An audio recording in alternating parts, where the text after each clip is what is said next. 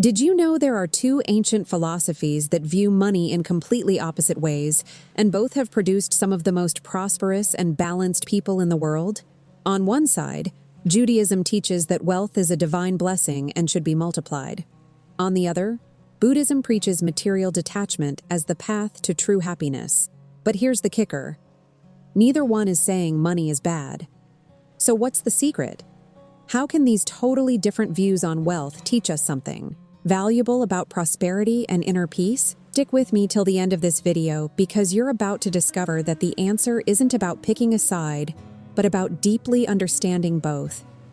Let's start with Judaism, one of humanity's oldest traditions. When we talk about the Jewish view of wealth, the first thing you need to understand is this. Money isn't seen as dirty or sinful. Not at all. In Jewish tradition, material prosperity is considered a blessing from God, a sign that you're on the right path. But hold on, because there's an important catch here. Wealth in Judaism isn't just about accumulating. It comes with responsibility. There's a fundamental concept called tzedakah, which many people translate as charity, but it actually means justice. That's right, justice. In Judaism, helping those in need isn't just an act of kindness. It's a moral obligation, a way to restore balance in the world. The wealthy person has a duty to share their prosperity, because that's part of the contract with the divine. And there's more. Judaism deeply values work and entrepreneurship. The Talmud, one of the most important texts in Jewish tradition, is full of teachings about how to do business ethically, how to negotiate honestly, and how to build wealth through effort and intelligence. It's no coincidence that Jewish people have disproportionate representation among entrepreneurs, business leaders, and Nobel Prize winners. The culture encourages study, innovation, and the pursuit of excellence. But here's the crucial point. Wealth is seen as a means, not an end. The goal isn't just to have money, but to use that money to fulfill greater purposes, like educating your children, strengthening the community, practicing tzedakah, and living a dignified life according to the teachings of the Torah. Prosperity is celebrated, but always within a context of meaning and purpose. Now, if you're enjoying this content, don't forget to hit that like button and subscribe to the channel for more videos like this. Let's keep going. Let's now flip to the other side of the coin, Buddhism. Here, the conversation completely changes tone. The Buddha taught that the root of all human suffering is desire, attachment. And when we talk about material wealth, we're talking about one of the most powerful attachments that exist. For Buddhism, the more you attach yourself to money, possessions, status, the more you suffer. Why? Because everything in life is impermanent. You can make a lot of money today and lose it all tomorrow. And if your happiness depends on these external things, you're living on an endless emotional roller coaster. But listen carefully, and this is super important. Buddhism doesn't say you should be poor. That's not it. What Buddhism teaches is detachment. You can have money, you can have comfort, but you can't let these things dominate your mind and heart. Wealth itself isn't the problem. The problem is attachment, greed, the illusion that accumulating more will bring permanent happiness. There's a Buddhist concept called the middle way, taught by the Buddha himself. Before his enlightenment, he lived as a wealthy prince, surrounded by luxury, and later tried the opposite path, extreme asceticism, nearly starving to death. Neither extreme brought him the peace he was seeking. That's when he discovered that true wisdom lies in balance, in the middle ground. Neither excess luxury nor total deprivation. Balance. In Buddhism, true wealth isn't in the bank. It's in inner peace, compassion, wisdom, the ability to be present in the moment. Buddhist monks live with very little, but they often radiate a happiness and serenity that many millionaires will never experience. That's because they've cultivated internal riches that can't be stolen, that don't devalue with inflation, and that don't depend on anything external. Now comes the interesting part. You might be thinking, so Judaism is materialistic and Buddhism is spiritual? It's not. That simple. Let's dig a little deeper. Judaism, while valuing material wealth, sets very clear boundaries. For example, you can't get rich by exploiting others. The Torah condemns usury, fraud, dishonesty in business. Work on the Sabbath is forbidden, which means there's a sacred time when you must stop, rest, connect with God and family. Money can't become an idol. In fact, Judaism has a very strong concept against idolatry, and that includes the idolatry of money. So while prosperity is valued, it can never take the place of God in a person's heart.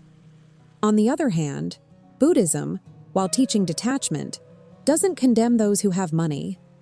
There are very prosperous Buddhists who practice generosity, compassion, and detachment while running businesses and supporting their families. What matters is the internal attitude, not the bank account. The Buddha had both wealthy and poor followers, and he never said that material wealth was an absolute obstacle to enlightenment.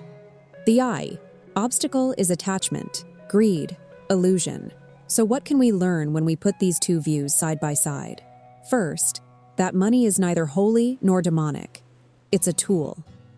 The question is, how do you use this tool, and what does it represent in your heart? Judaism teaches us that we can pursue prosperity, but with responsibility, ethics, and purpose. Buddhism reminds us that no amount of money will fill the internal void if we don't cultivate peace, wisdom, and compassion. Another powerful lesson: both traditions value generosity. In Judaism, through tzedakah. In Buddhism, through dana, which is the practice of giving without expecting anything in return. Donating, sharing, helping others. This is universal in the great spiritual traditions. Why? Because generosity breaks down selfishness, the illusion that we're separate beings fighting for scarce resources. Generosity connects us, humanizes us, elevates us. And there's more. Both Judaism and Buddhism teach that true wealth isn't measured only in numbers. For Judaism, a rich life is a life of purpose, connection with the divine, strong family, contribution to the community. For Buddhism, wealth is inner peace, liberation from suffering, wisdom, compassionate love. In neither tradition will you find the idea that the richest person is the one with the most money. The richest person is the one who lives according to their deepest values. Now think about this. We live in a society obsessed with money. Social media full of showing off, people going into debt to look rich, folks sacrificing health, family, and happiness in the name of financial success. What do Judaism and Buddhism have to tell us about this? Simple. You're seeking the wrong thing in the wrong way. If you want prosperity, pursue it with ethics, purpose, generosity, as Judaism teaches. If you want happiness, cultivate your inner self, practice detachment, live in the present, as Buddhism teaches. But don't think you'll find peace by accumulating stuff, and if you're still here watching, go ahead and hit that like button and subscribe to the channel, because content at this level isn't found just anywhere. So, what's the final answer? Judaism or Buddhism? Material wealth or detachment? The truth is, it's not a competition. These two ancient traditions offer complementary perspectives on one of life's most important questions. How do we relate to money and material things? From Judaism, we can learn that there's nothing wrong with seeking prosperity, as long as it's done with integrity, purpose, and generosity. Money can be a force for good when used wisely. From Buddhism, we learn that true wealth is within us, that detachment is liberating, and that no external achievement will bring lasting happiness if we don't cultivate inner peace. Imagine a life where you have enough to live with dignity, to care for your loved ones, to contribute to the world, but at the same time, you're not a slave to money. Where you're grateful for what you have, but not attached to the point of suffering if you lose it. Where you work hard, but also know how to rest, contemplate, be present. This is possible. And it's exactly what these traditions, each in their own way, invite us to do. In the end, both Judaism and Buddhism agree on one fundamental thing. Human life is precious and has a purpose that goes far beyond accumulating stuff. Whether through connection with the divine and the practice of justice, or through enlightenment and compassion, the invitation is the same. Live meaningfully, generously, and consciously. So next time you look at your bank account, at your possessions, or at that thing you want to buy, ask yourself these questions. Is this bringing me closer to my deepest values? Am I using my wealth responsibly and generously? Am I attached to this in a way that causes me suffering? These questions, inspired by these two great traditions, can completely transform your relationship with money and with life. So, what do you think? Leave a comment below if you identify more with the Jewish or Buddhist view on wealth, or if, like I suggested, you think we can integrate the best of both worlds. And go ahead and subscribe to the channel and hit the notification bell so you don't miss the next videos. Share this with that friend who needs to hear it. And don't forget to like, because that really helps the channel grow and bring this type of content to more people. Thank you so much for watching till the end. Till the next video, and may you find your path to a prosperous and peaceful life.